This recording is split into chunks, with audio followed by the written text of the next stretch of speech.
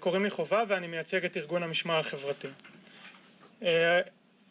באנו לכאן היום כדי לתבוע את עלבונו של הציבור שמשאב הגז שלו והאינטרס שלו הופקר, את עלבונו של בית הנבחרים שלנו שבוזה שוב ושוב בכל הליך הסדרת ניצול הגז הטבעי, ולכן לא הצליח למלא כראוי את תפקידו ולהגן על המשאב הציבורי.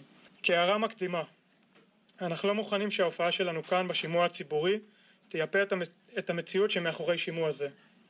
זה הליך לא דמוקרטי ואנחנו כאן תחת מחאה.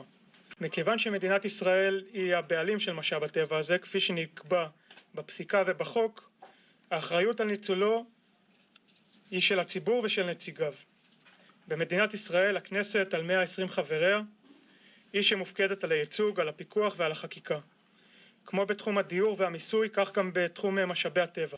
אולם דווקא בהסדרת משק הגז הטבעי שהפך למשאב הטבע הגדול והיקר ביותר בהיסטוריה של ארצנו, חברי הכנסת לא קיבלו יכולת השפעה.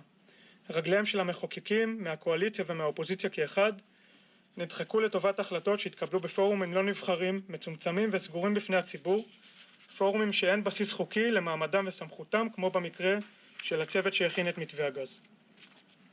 ב5 שנים האחרונות התקבלו החלטות גורליות בתחום הגז הטבעי בישראל.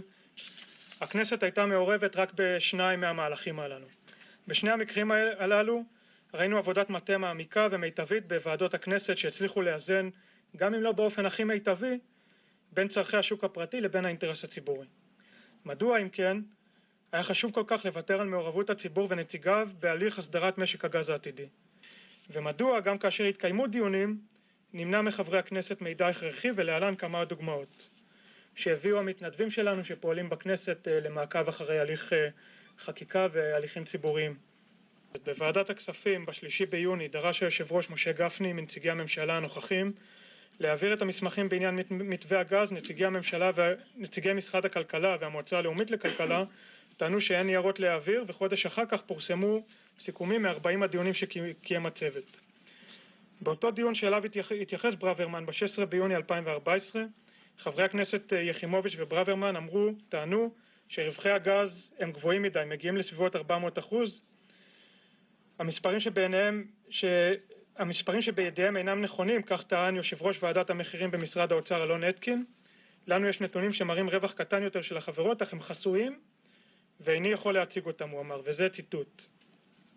הדוגמאות האלה אינן מקריות, הם חלק מתהליך עקבי ושיטתי שבו הממשלה מחלישה את הכנסת והופכת את נציגי הציבור שאנחנו בוחרים ללא רלוונטיים.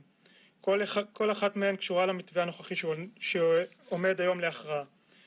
פעילות צוות קנדל, מחיר הגז, שינוי הסדרי הייצוא במתווה הנוכחי וביטול הסמכות של הריבון, כלומר הכנסת, לקבוע את עמדת המדינה ביחס למשאבי הגז הטבעי. חברי ועדת השימוע, אנחנו מבקשים מכם, המשמר החברתי תובע מראש הממשלה, משר האנרגיה, משר האוצר, לבטל את מתווה הגז המוצע, להכין הסדר חדש למשק הגז הישראלי. על ההסדר החדש לכלול מחירים הוגנים לצרכנים, הוא צריך לשקף ביטחון אנרגטי ארוך טווח, והוא צריך בעיקר להחזיר את הריבונות על משאבי הטבע לחברה הישראלית ולנציגים שלה בכנסת.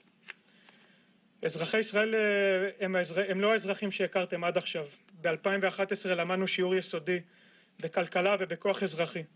למדנו לקרוא את האותיות הקטנות, למדנו לבדוק טוב טוב מה השורה התחתונה. בנושא ההיסטורי שעומד כאן לפנינו, אנחנו דורשים מכם לייצג את הציבור באופן הולם ולשמור על האינטרסים שלנו ושל הדורות שיבואו אחרינו. תודה רבה.